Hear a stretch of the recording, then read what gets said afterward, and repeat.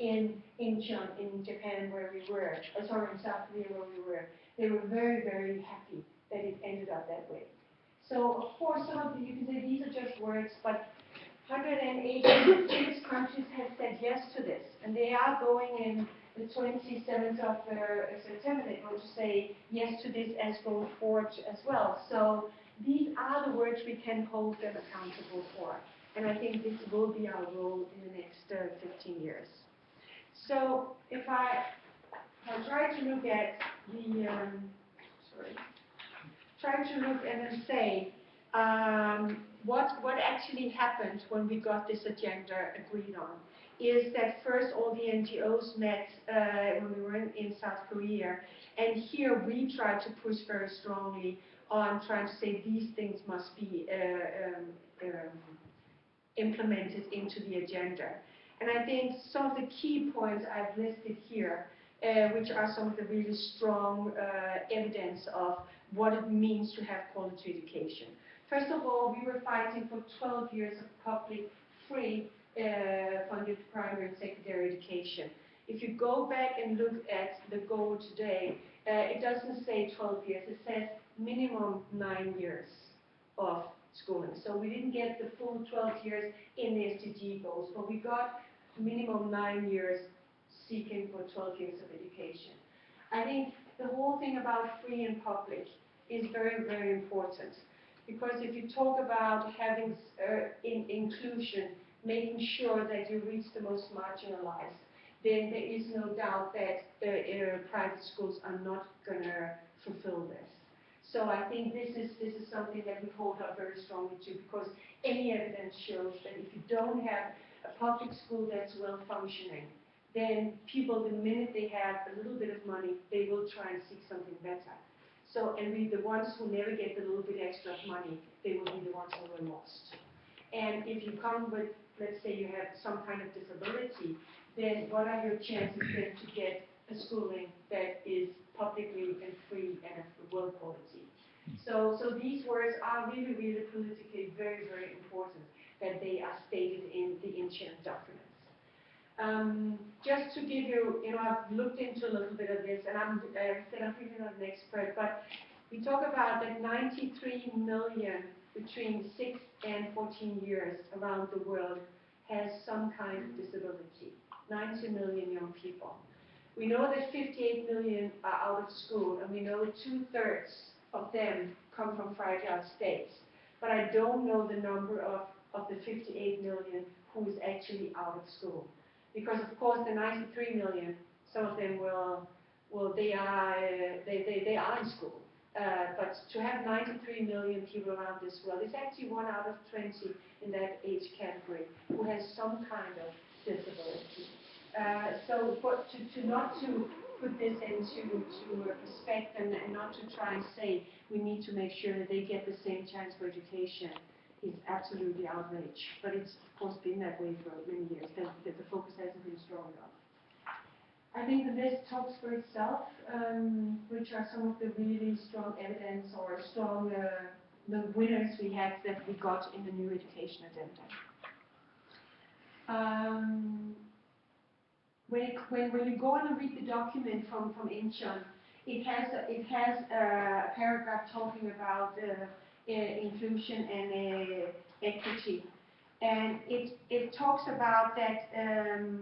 I think I'll just say the words. Maybe it says inclusion and equity in and through education. In and through education. So it's in education there must be It's in education there must be inclusivity. But it's actually through education you can make inclusivity too. I think these two words are quite important. And it says that it's a cornerstone for a transformative education agenda, and we therefore commit to addressing all forms of exclusion and marginalizations. I know this was discussed very strongly, how this was worded. But I think if you try to analyze it, it is actually saying what is the role education can play, and at the same time, if you don't get the right education, then if it's not in the education, you won't receive quality. So very, very important paragraph for the discussion of the word we're talking about today, which is in the Incheon Declaration. And what you do if you go in and Google Ancient Declaration. You'll find it, and you can find all the text. So there's nothing, it's just there. So what's the difference? So under the goal we have today, this very nice goal for, which is talking about inclusive education quality, we have 7 sub-goals. And they have long texts, but if we go through them, just with a simple word, you can say that the first one is talking very strongly about that boys and girls must complete, that all boys and girls must complete free schooling. It's very much talking about, I think, that it's all of us who must be included. And the second one is talking about pre-primary school. All evidence shows that if children have a good, children have a good start, if they have a good pre-primary year, they learn much better later on in school. So this one was very important for the people working with early childhood. This was a very, very important sub-goal to get into this goal. Then, of course, it's the whole gender aspect, and it was very important. We have gender here, but it's very important here to say to actually get education where you can provide for yourself, where you can get a technical education, whatever it is, that can make sure that you get a job, you become part of the workforce.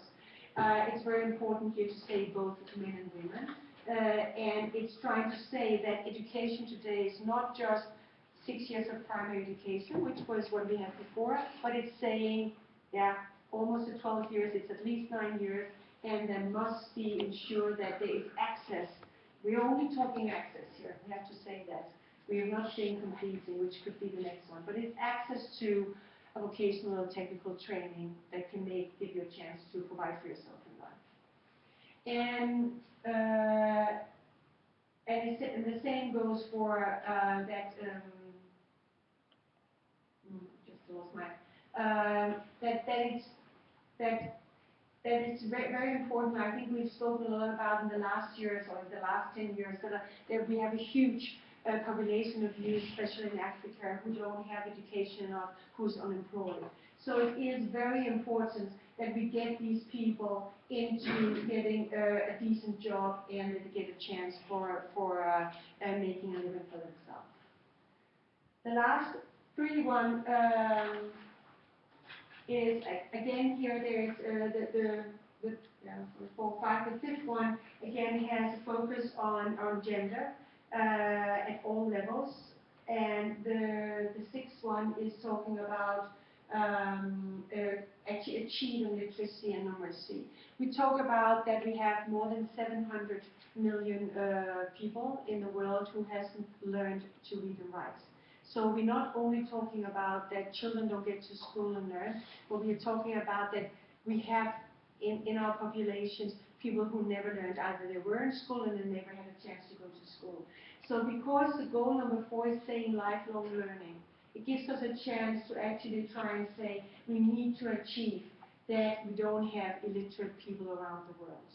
And if in the Sustainable Development Goal, where goal number 1 is to eradicate poverty, there is no chance that we can have people that can't read. If you need to learn many things in school, but the fundamental is, if you haven't learned to read, you are actually abandoned for everything else in your life of learning. It's very, very difficult.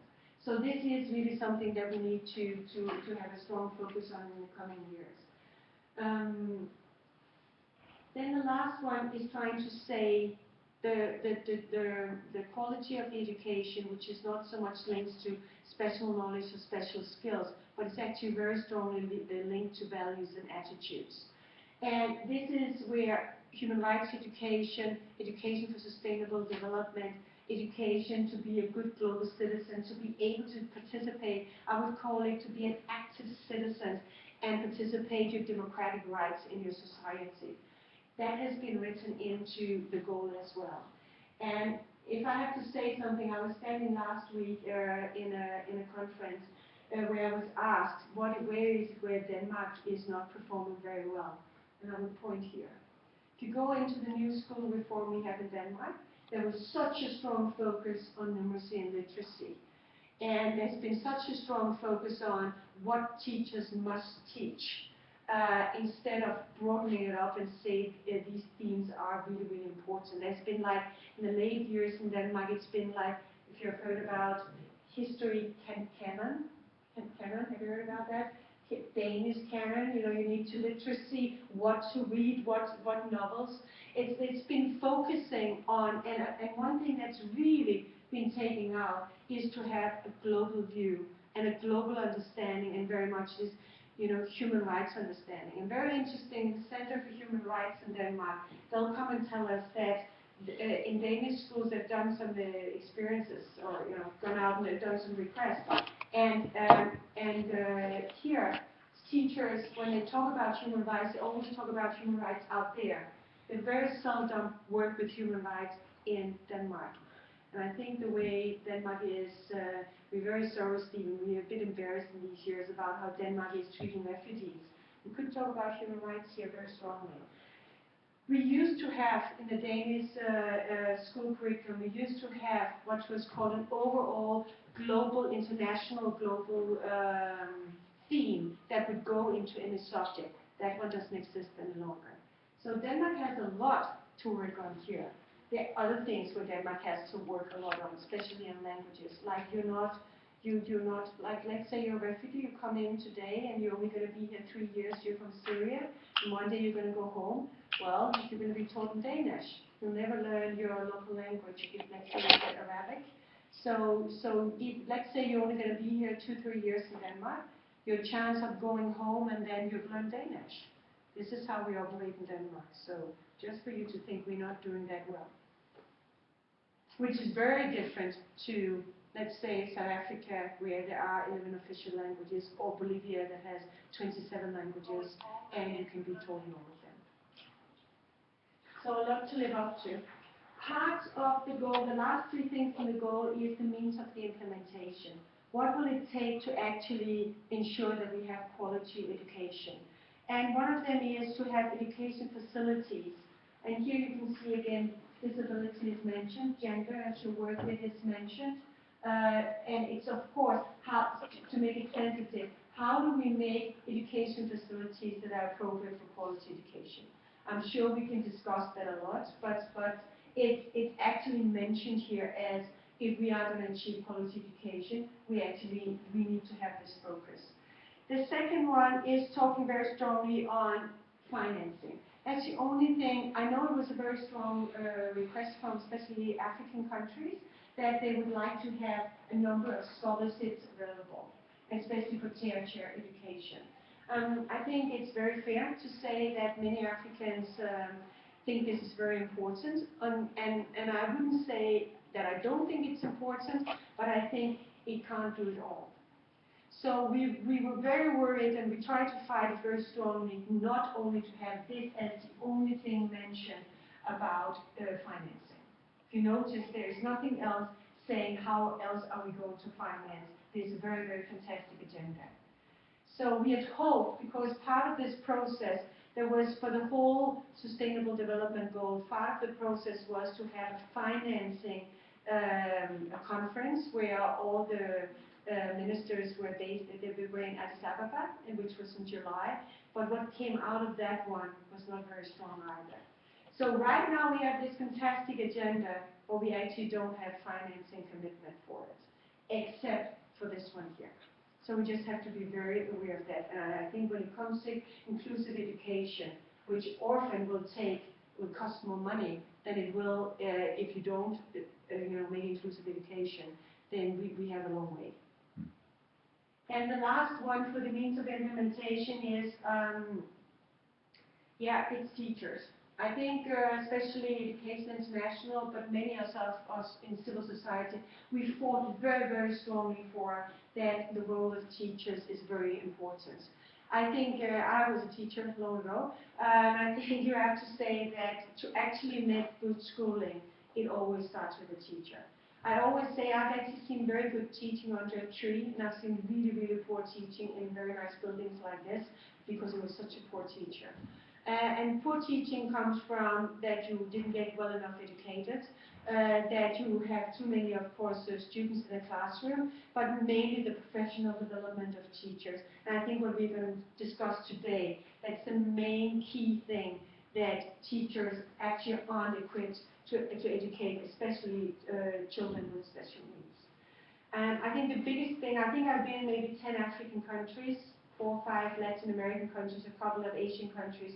And I think the main thing of what I've seen, if I hold it only to actually learn to read, is that many teachers have never learned how you actually learn to read. They will, I'm sure if you've traveled in Africa, if you've been in a classroom, many of the ways that they still teach is that you're supposed to repeat what I just said, which is actually the most difficult way of learning to read. And I was in Liberia a couple of years ago where we took a little video, and the best example there was that I have the book here, but you're going to repeat what I said, but you never see the letters. So, and that's not because that person who's the teacher there is not intelligent, because of course they are. It's because they were never taught how you actually learn to read. So that's the whole, and the way you teach, if you haven't learned better, and if you don't professionally develop, you teach the way you were taught yourself. So you were taught very badly, you repeat that. So this is, I think, for me, this is one of the keystones to actually implement any of this. And I think quite a number of us work with it. So the way forward to 2030 is that 27th of September, UN will hopefully agree on these goals. I was very lucky to see, I was not supposed to, but somebody leaked it to me. I saw what paper came out, and it's been sent to all the ministry people in Denmark of how did these negotiations go. Denmark has had 4 priorities, and one of them was education.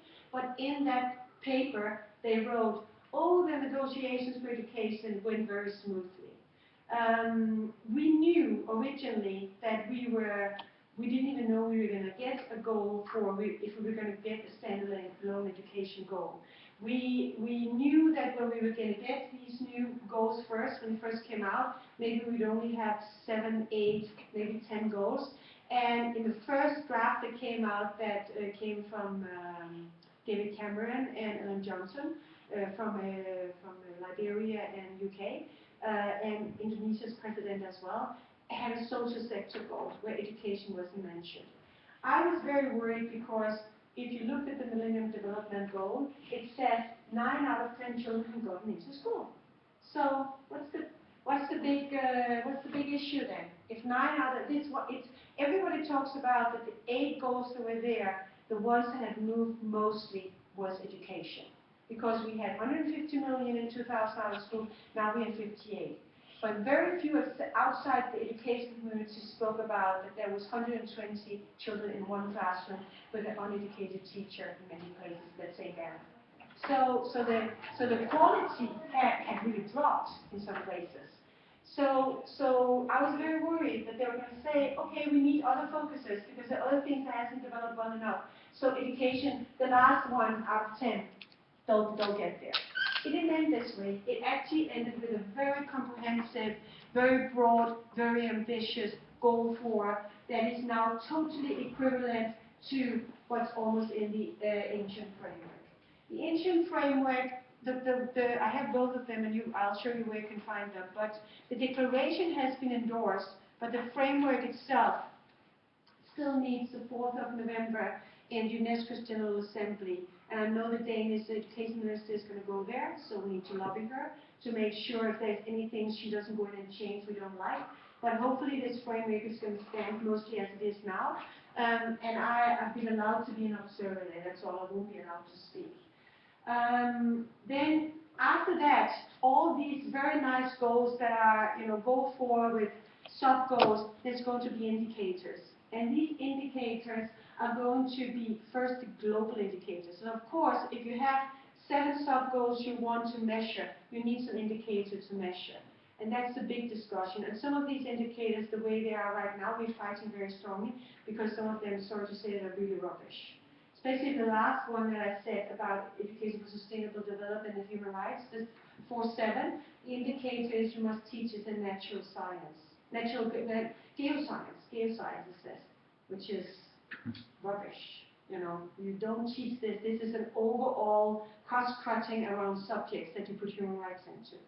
So there's still a lot of fights on the indicator side.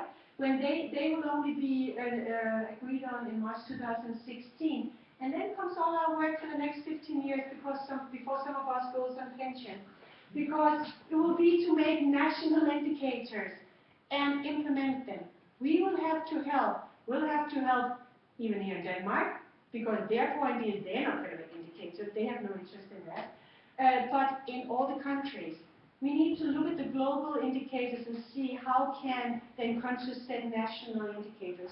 So our work will be to work with our local partners to capacity build to ensure that they put in indicators and statistics system, because you have to measure it somehow. And how do we measure it? Many of us who work in Denmark too hate the PISA, because it measures things which we actually think we do something in a Danish school system which they don't measure. So how do we make sure? And in some of the countries you talk about working here, there are absolutely no data. It will be household questionnaires, you know, to go from house to house and ask what is the reality. So there's a big focus on that will have, I think, will capacity build for the NGOs in the next years. And with the focus you have here, I think it's going to be even more important. Yeah. I think this is, then I think I have one more slide, and I think my time is up. I just want to say, if any of you want, sorry Stephen, this is in Danish, but if any of you think these SDG, Sustainable Development Goals, where do I go? You can of course go and find the document, it's on the internet, but if you want a light version, we've actually created this for Danish school children in Ibis. So it's trying to, if you go in there, there's a little bit of easy reading text just to get an understanding of all the, and that's not, of course, not only the education goal, but all the 17 goals. I think, is that fine? It's fine. Good. Perfect. Thanks for taking us to the whole process of the SDGs and also touching up on this importance of words, as you said, and the meaning behind, and also the importance of the way teachers teach. Yes, we will get back to these things. Now with Stephen. Yeah, as you mentioned, Stephen works in IAS Kenya as a special focal point within special needs education. And you have experience from Kenya Institute for Special Education. And you work on the ground as well as authority level in the region of Africa. So, just to make sure. Okay. Is it that one? Yes. I think it was that one.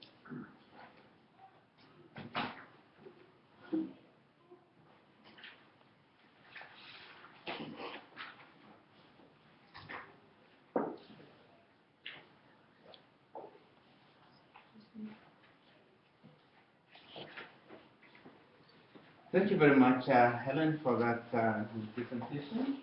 At least now we have now understood how you started the discussion and where we are, where you're heading to. Yeah, it's a global discussion. Yeah. As I said earlier, my name is Stephen. I work for IAS.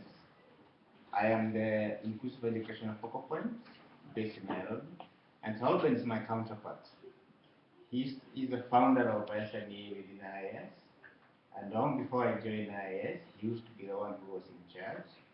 So when I came, I had him the duties of working in the south, and he concentrated in the north. We have been working very closely together. So I'll be able to share our work in Africa, where we have been implementing inclusive education projects. And also sometimes I also be able to give you some global perspectives about the understanding of inclusive education. First of all, I think before we come to positives, and I think when it comes to that, I think we shall ask you, what is your understanding about inclusive education or inclusion as an individual? One, globally, we don't have any internationally recognized or agreed upon definition. It depends on what you as an individual, as a country, understand that inclusion. But immediately before that, before we come to that, let's see how education of children with disabilities especially has evolved, how it has developed over the years. Because right now we are talking about inclusion. But if we reflect backwards, where did we start? Where did this discussion started? We have gone a long way. First of all, many years ago, not only maybe in Africa, even in countries in the north, negative attitude of society towards people with disabilities persisted throughout history. Of course, in Africa, it is even worse because when a family gets a child with disability, what comes to us is that it's a curse, maybe from God, a curse from your neighbor for a wrongdoing. And when that perception is within the family, what happens? The child is put aside. Yeah. Or not be put aside, probably mostly the men, we think is the problem of the wife. They say, I was even told that not to marry. Now you can see what you have brought a shame to me and the family. So there has been having that type of negative attitudes, and these children were not catered for. Yeah, in most communities in Africa, they were even killed. So due to these negative attitudes, they were called names, labeled, cripple, whatever of you, and they were not given services. Forget about education. Even other basic human rights services they were not given. So now when you come now to education, there are several stages how education of these children evolved. Looking back before the 17th century, we can say this was a time of exclusion. They were excluded from everything within the family, within the country. And before this time, people those with disabilities, people thought that they were incapacitated, they were useless, they were just there, and they should not be given the basic services. So they suffered a lot of neglect and rejection. Because the families and the communities did not think that it was their responsibility to take care of them. So in short, we can say that during that time, people with disabilities or persons with disabilities were not given any education opportunities. Then came to the second stage where, after 17th century, 18th century, some individuals, again not necessarily, I'm trying to give you that global perspective, thought that maybe these are children like any other, and I think they require to be given the basic things like education, what have you. So a few families, mainly in Europe and America, none in Africa at that particular time, they started what's called individual private tuition within their own families. Maybe within a family, you have a child with disability. But because you are being ashamed, because of the thinking, the perception that it is a curse or something, you have your own private tuition for your own child. Because they cannot be able to go out. That was the basic now, that particular time, the private tuition period. Then from there, we came to another stage where these children are instead of now being put together, instead of being educated in a family setup. Maybe communities in a certain village, in a certain area, like maybe this part of Copenhagen, they put the children together in one of the houses, like an institution. And then they could have somebody like a caretaker. Can you go and look after this one? Can you go and teach them?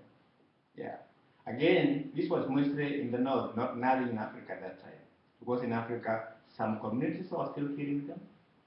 Others were just saying, okay, it's a child, but why should I waste resources on this particular child?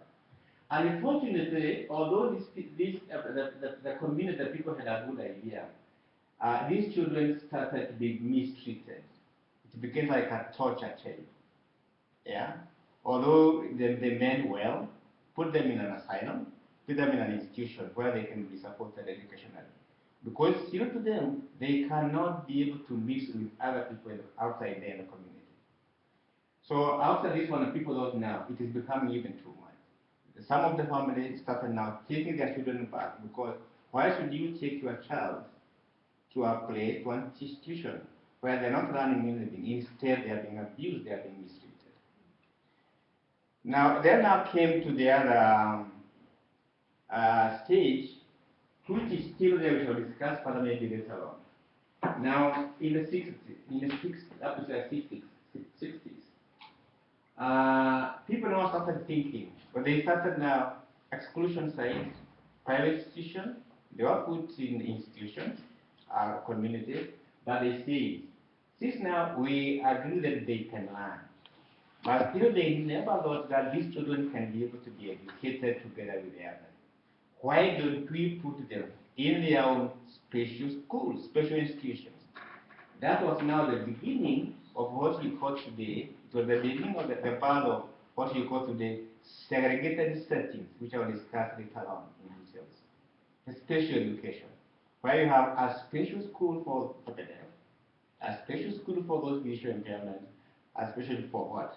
Because the thinking still says that these students, although we admit that it is their best right to be educated, they cannot be put together with the so-called norm. And sometimes I ask myself, what are you giving by the word norm? Yeah. Because they don't accept that these children with impairments, they can be able to learn. That's now the beginning. I'm just we shall discuss some of this one further. Then from there we came now to the other stage. We are still there. I'll come back to that one. Integration period. Integration period now, this means these children are seeing like human beings per se. But still, although many people thought they can be educated in a regular school setup, people say no, they cannot be mixed with the others in the same class. Yeah. Okay, we have come from where in the special school system where they were put together in boarding schools based on the impairment. If a child has a hearing impairment, he's put in his own school. Those who have visual impairment, the blind, they are put in their own school. That's now the category, and it's very much alive now even in Africa. Like my own country, I come from Kenya. The government is using a lot of resources to fund special schools. And on the other hand, although they have embraced, they have endorsed inclusive education, they don't put resources on that one.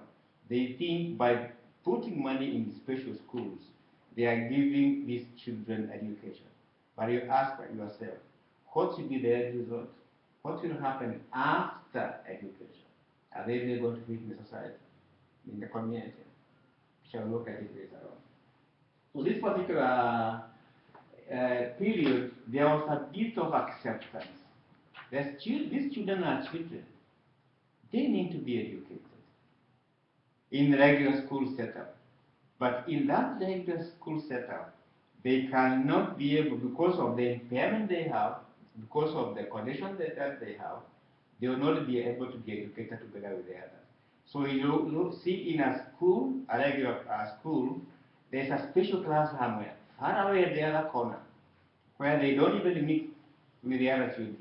The teachers are special, the students are special, everything is special. Then I ask myself, what do you mean by this word is special? Who is special? We shall still come back to that one.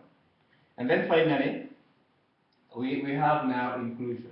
This is now where we are. And that's what Helen has looked at about. That's the thinking of today now. It's a process. Again, we shall discuss further about that one. So you can see now, since 17th century, how we have gone from that stage where children were just there, they were not given any support educationally. Then it came to private institution, they were put in institution, special schools, that's where we are most of us in Africa.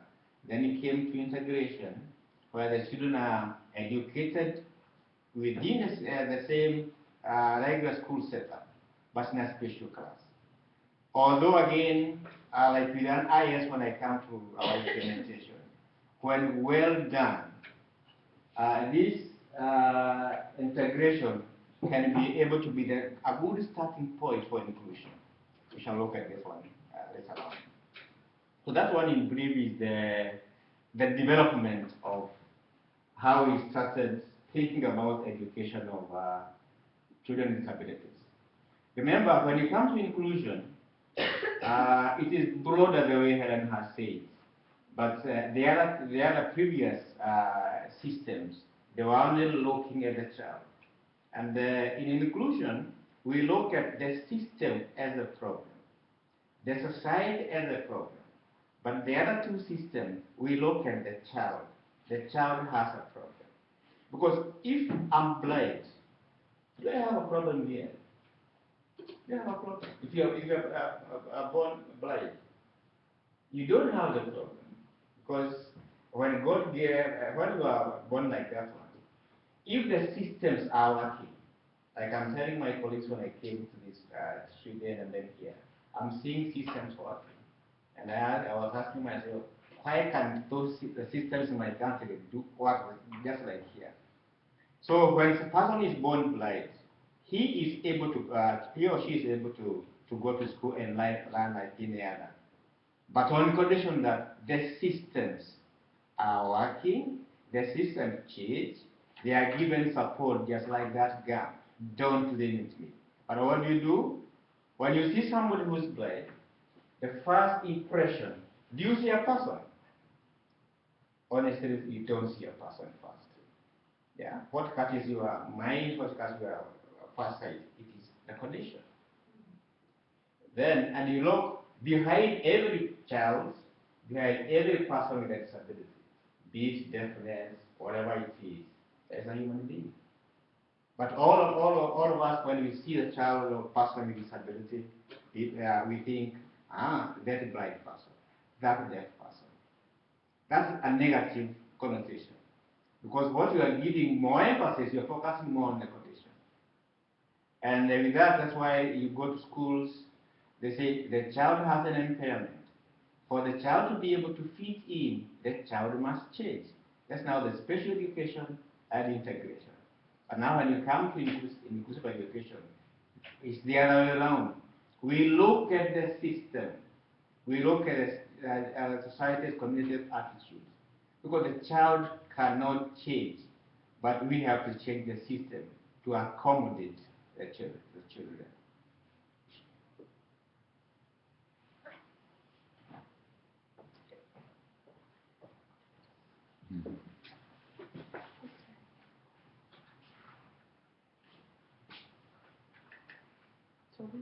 Still typing.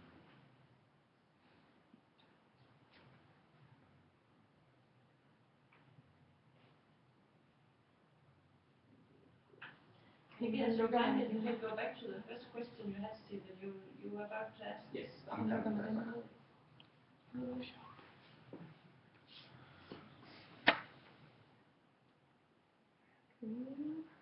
Oh. Du har ikke nok fotografer. Det er så.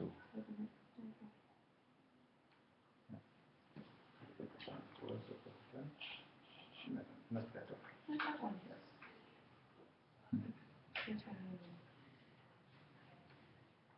You can close that one. Did you type this one? Yeah. You need to have that one. Let's open that one again. Now we go to this. That one that we got there.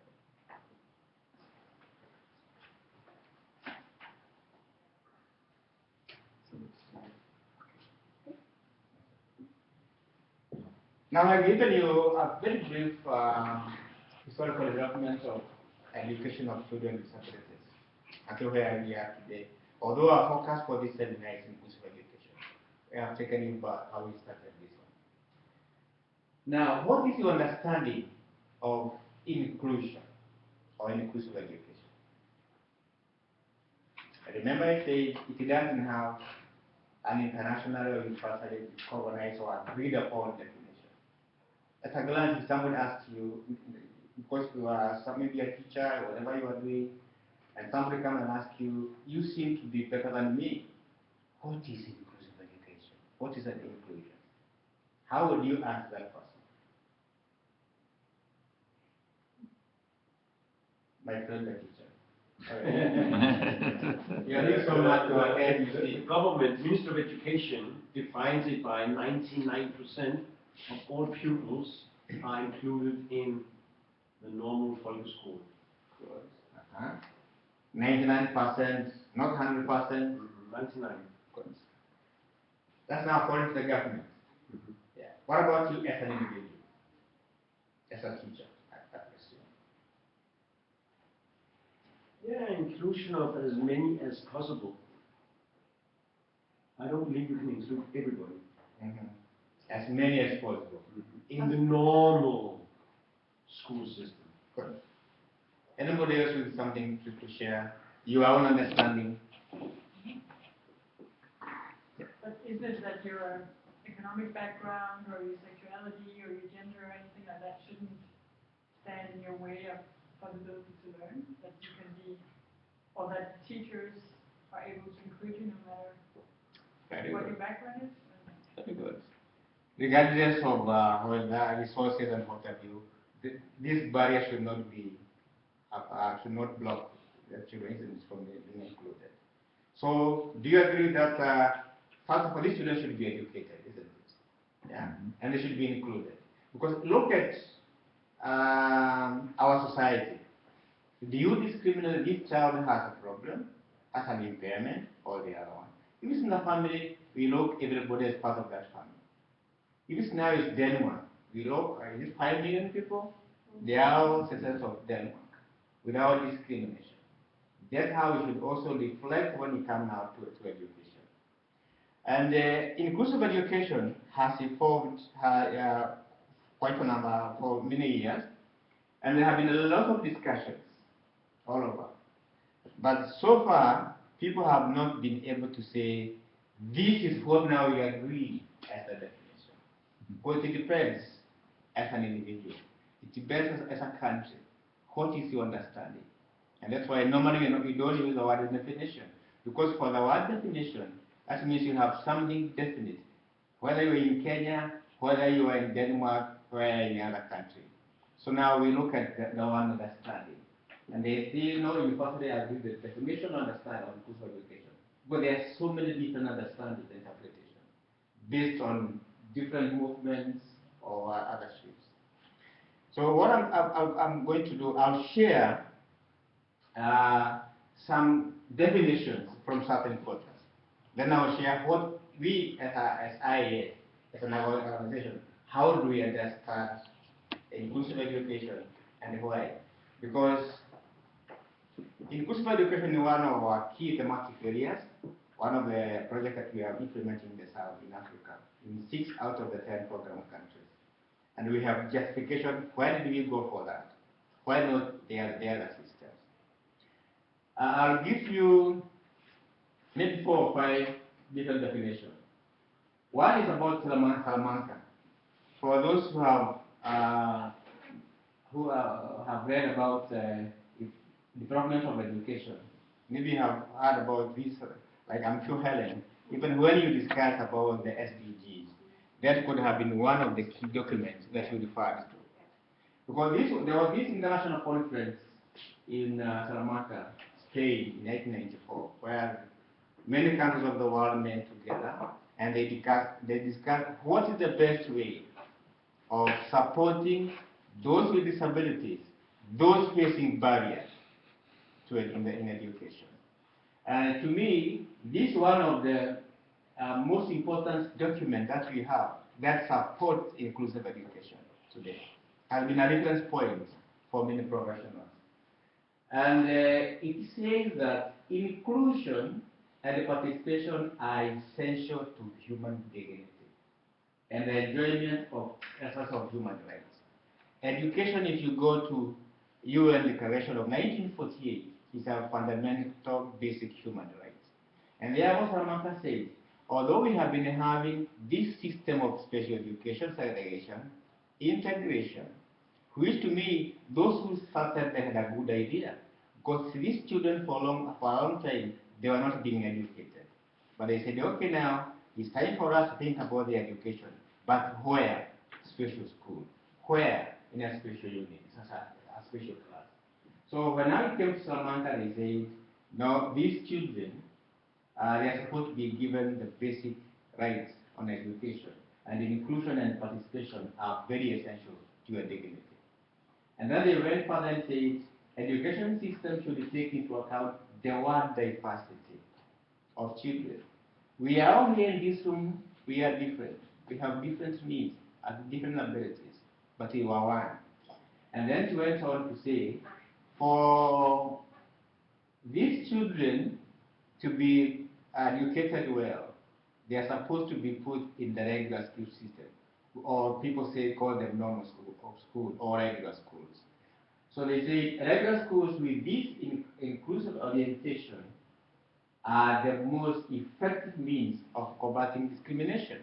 What Helen talked about in the SDGs, about attitude, negative attitudes, creating welcoming communities, and society, and building an inclusive society. So I can say to me, with my quite number of years of experience, Salamanca's statement is the foundation of what now we are discussing today about inclusive education. Not the other documents do not have not said much, but to me when I look at these documents, yeah, although when you read the document itself, they still talk about special needs education. Now, in the document you didn't write, it is talking more about inclusion. It's talking more about the best way that you are going to combat, you are going to remove discrimination among the people. Stop labeling, you go to this particular document. Another definition, there was professionals met in a place in a town called Agra in India in 1998, and in their deliberations, they came out with some of this. This one was accepted, maybe Helen when in South Africa. When you read white paper number 6, most of what they have, they got from this meeting in Agra in 1998, which says, inclusive education acknowledges that all children can learn. Reflect backwards when you are saying, these children, some of them cannot learn. But now they say, okay, every child in the world, and that one I have personally believed in it, because I have tried. With my 25 years plus experience as a teacher, I can tell you frankly that no child in this world, we can say he or she cannot learn. Every child can learn. But now, how and where, that's now the issue. They also say inclusive education enables education structure, system, and methodology to meet the needs of all children. Every child has an individual needs, yeah? They are all different. But what happened to the teachers? The way you just said, teachers who are trained a long time ago like me, if the training I got was a wrong training, how am I expected to teach the children well? I see in Kenya, for some time, until maybe 3 or 4 years ago, those who went to teacher training colleges, or those who failed, maybe in mathematics, they failed in language, because they can't get a job in any other sector. So the shortcut to be a teacher. So people started saying, if this person failed in his exams in school, how is he going to be a teacher? Now there's a lot of discussion now because we say we want the best. Yeah? Don't just take somebody just because that's the only option. We want somebody who is committed, somebody who is going to be able to give our children the right education. And then inclusive education also acknowledges, according to Agra, and respect differences in children. It does not matter the way she says, whether about the gender, about the age of the child, about other conditions. Every child can learn, regardless of all these. It doesn't matter whether it's a refugee from Syria who has come here to Denmark. It doesn't matter whether the child has status or has disability, or a language minority, or religious minority. all these children have the basic right to learn.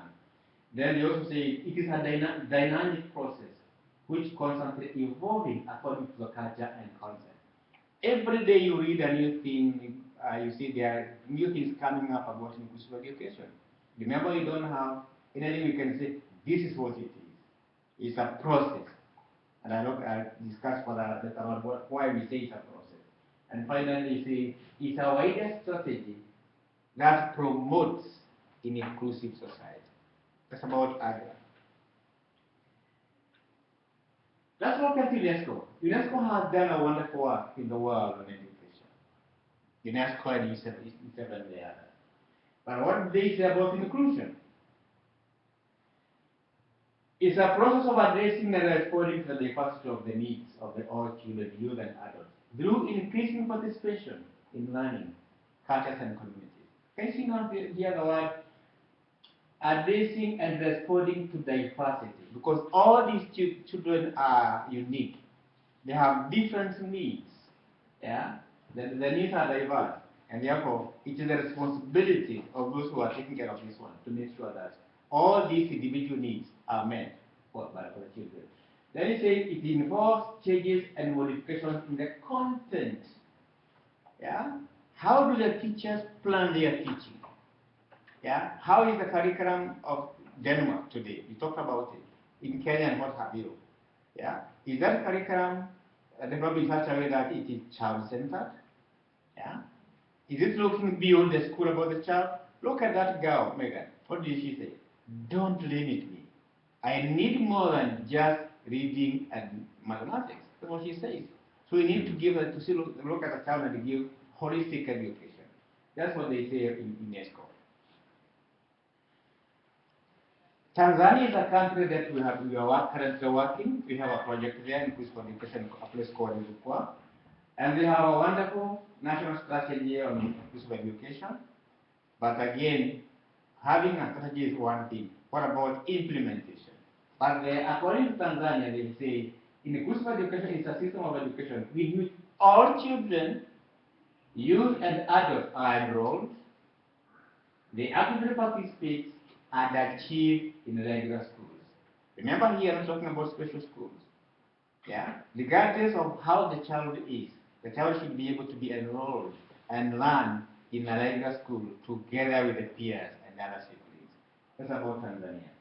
And they also went further and say, how do we do this? We do this through minimization of barriers and maximization of resources. Always say we have no resources. But how do you make use of what we have, little that we have? Yeah. Is it spread in all the schools, or maybe it's given to a few schools near the town, like now in Dar es Salaam, in Tanzania, where we are? What about the schools in the rural areas? Do they get part of these resources? Then we have Handicap International, which Helen is also doing a wonderful work in Africa in inclusive education. In 2014, they came up with their own, as an organization, with their own definition, and say it's a process of increasing participation and reducing exclusion. Reducing exclusion, because we have so many children who have been for a long time been excluded. And if they are not even excluded, when they are in school, they underachieve, because teachers don't give them the necessary support. That's about that. They also talk about, it takes into account the individual teaching and learning needs. Individual teaching and learning needs of all marginalized and vulnerable children and the young people. Not only those with disabilities. They're here talking about the street children, the girl child, ethnic minority group, children from economically disadvantaged families, from nomadic places where Kenya says we are working with some of these children. Refugees, like now here, you have a task as a country about refugees, displaced families, and all children. Of course, we also have these children with disabilities and other groups. Yeah, that's about Handicap International.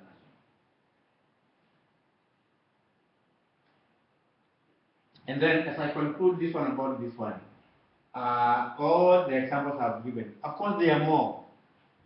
According to this definition or understanding of this organization, including Tanzania and what have you, they say inclusive education is based on human rights. It's a basic human right from 1948 that every child, every person should be able to be educated. It welcomes diversity and it provides equal access. You can see how now we're linking to the SDGs. Yeah, it provides equal access to all children. And when you talk about all, it is not all for some, but should be every child. Yeah. Then you have it acknowledges that all children can learn. No child you can say cannot learn. It increases participation and using discrimination and exclusion. And it benefits all the learners. Yeah, whether they have disability, whether they are facing any barriers, according to the definition, is how it is. And it maximizes the resources. Yeah, always we talk to teachers in Africa, they say, we don't have resources, we don't have this. That's my answer to me. Thank you. And I think that still continue, we have a break. I think Julie just went over to see whether the copy was ready. Yeah. Because it was supposed to be here already. So maybe she'll be back in a couple of minutes. If you have a few two more slides or something, Okay. Otherwise Maybe if there are any questions? Are there any questions? yeah, we can. Let's take some questions for Stephen if you have any.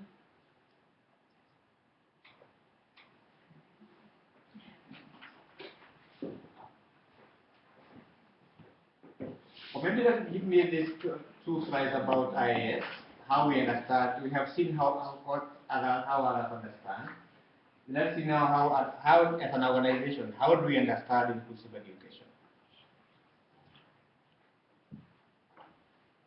IAS think just like most of the others, but I think we have this broad definition. We are still discussing because this is part of what we have in our manual that we have developed through lessons learned. And we say inclusive education is a wide range of strategies, principles, activities, and processes that seek to make a reality of the universal right to quality, relevance, and appropriate education for all children in the least restrictive environment. That's our understanding.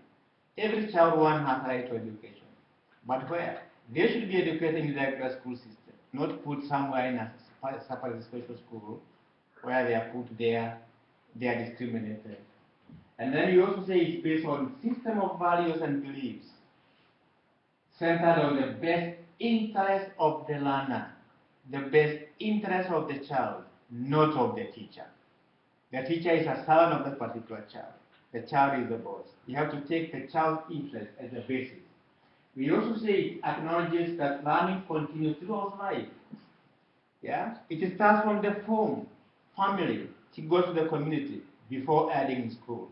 But when you look at the previous systems, we only talk about education in school. But you can see education starts from home before it goes to school. So that's now, when we work in Africa, we are working with the families, we work with the communities, because without involving them in what we do, we may not be able to achieve our goal of having all these children educated. It seeks to enable the community, the system and the structures in all cultures. We want to change the structures. We want to change the people's attitudes towards these children. We want to give every child an opportunity where they can be able to learn with their life without being discriminated. And how did IAS come up with this definition or understanding? Well, we have 4 key elements that's presented by UNESCO. So our thinking, our understanding, our definition of inclusive education is based on these 4 pillars, these 4 key elements. One of them is say inclusion is a process and not a state. Just like we don't have a definition of this one, because these new things are coming every day. Yeah, it's a process where we look at access.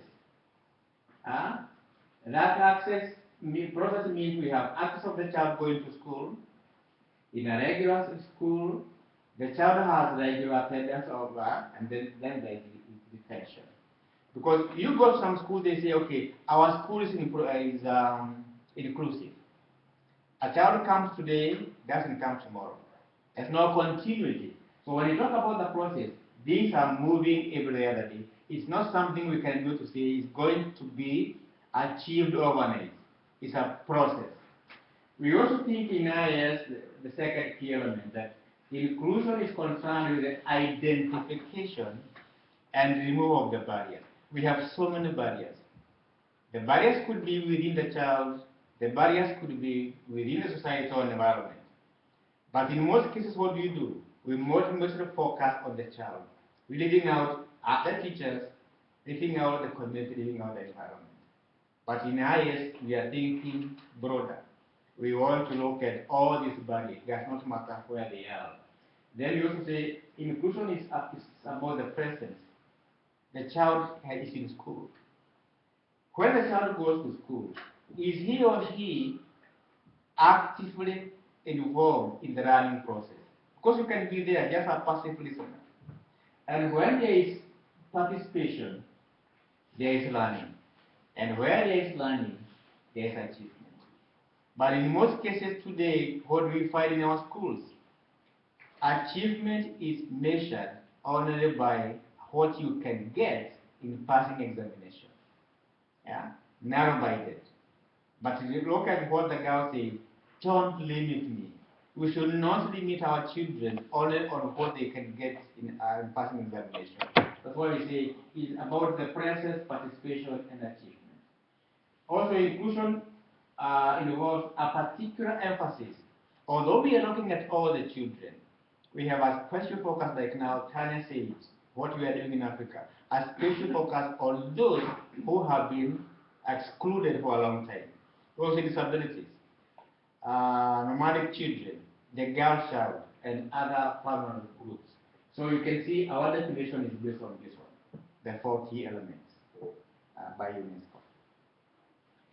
Thank you, Stephen. We will have a break now, and after the break we will give some more examples from the field and from the work of IAS. Yeah. Yes. So we have a little coffee problem. We ordered from Strøy, from the MS, and they forgot us. We have not been included in their planning of the day, I guess. So now we improvise by taking a glass, and then we go over to Strøy canteen, and then we just take the coffee from the automat ourselves, and go back, and then we can move the legs at the same time and get some fresh air. And we will have snacks and chocolate and stuff over here. I just need those. Whoa. Look at this. Ah.